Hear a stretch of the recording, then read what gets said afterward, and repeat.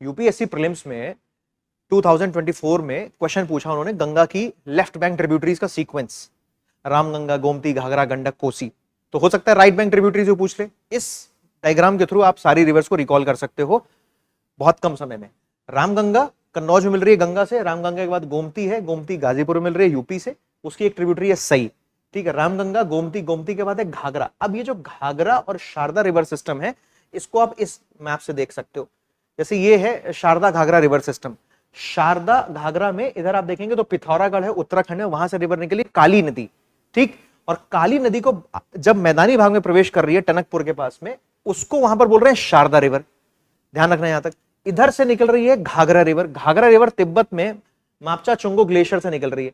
जब वो नेपाल में आती है उसको बोलते हैं कर्नाली, और नेपाल को क्रॉस करके जब वो भारत में आती है तो उसको बोलते हैं सरयू। तो शारदा और घाघरा दोनों मिल रही है सीतापुर में, फिर घाघरा बन रही है, और घाघरा गंगा में मिल रही है छपरा में। ध्यान रखना है। उसके बाद आप देखोगे तो ये मिल गई घाघरा, और घाघरा के बाद है गंडक, ठीक है ना। घाघरा के बाद है गंडक, और गंडक नदी भी तिब्बत के पठार से निकल रही है।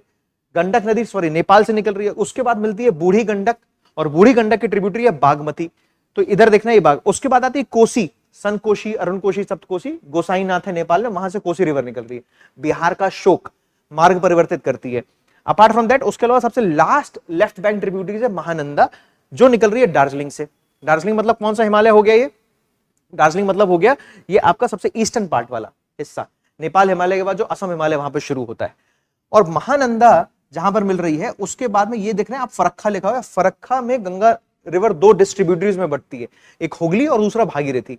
और बांग्लादेश में जब वो एंटर करती है तो उसी गंगा नदी को हम कहते हैं पद्मा रिवर, राइट। अगर इसकी आप लेफ्ट बैंक के अलावा राइट बैंक ट्रिब्यूटरीज देखेंगे तो सबसे बड़ी तो यमुना रिवर है।